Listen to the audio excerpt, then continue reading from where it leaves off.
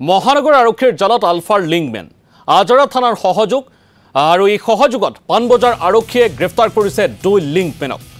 অসীম অধিকাৰী জেমছ ৰংপি নামৰ লিংকমেন দুজনক গ্ৰেপ্তাৰ কৰা হৈছে।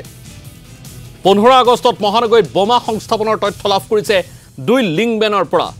ধৃত দুই লিংকমেনক সোধা পোছা অব্যাহত ৰাখিছে আৰক্ষীয়ে। গ্ৰেপ্তাৰ হোৱা দুই অভিযুক্তৰ কেমেৰাৰ সন্মুখত বিস্ফোৰণ। প্ৰকৃত আলফাক ধৰিব নোৱাৰাৰ বাবে বাৰে বাৰে আমাক টাৰ্গেট কৰে। এছপিৰ দ্বাৰা ভাবুকি দি উঠাই অনাৰ অভিযোগ দুই অভিযুক্তৰ। আমি যদি দোষী চিচিটিভি পৰীক্ষা কৰি প্ৰমাণ কৰক। এছপিৰ ভয়ত বিমানবন্দৰৰ কাষত হোটেলত আশ্ৰয় লৈ আছিল দুই অভিযুক্তই।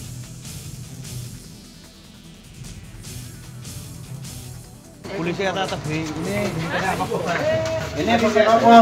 আমি জেলৰ পৰা ওলোৱা 10 দিন হৈছে মাত্ৰ। আলফা চেণ্টাৰৰ কেছত সোমাইছিলোঁ আমি। নিচাকে ভুৱাকে কেছটো বনাই আছে।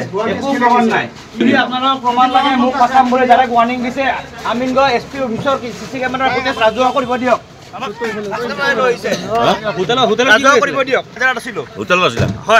এছপিয়ে ডাইৰেক্ট কৈছে তোমালোকে যদি তুমি ঘৰৰ পৰা যোৱা বুলি মোক ডাইৰেক্ট কৈছে, নহ'লে তোমাকে এৰেষ্ট কৰিম। যদি মই মিছা কৈছোঁ এছপি অফিচৰ কেমেৰাৰ ফুটেজ ৰাজহুৱা কৰিব দিয়ক। একো লিংক নাই, প্ৰমাণ কৰিব দিয়ক। অৰিজিনেল আলফা ধৰিবৰ কাৰণে দম নাই কাৰণে আমাকে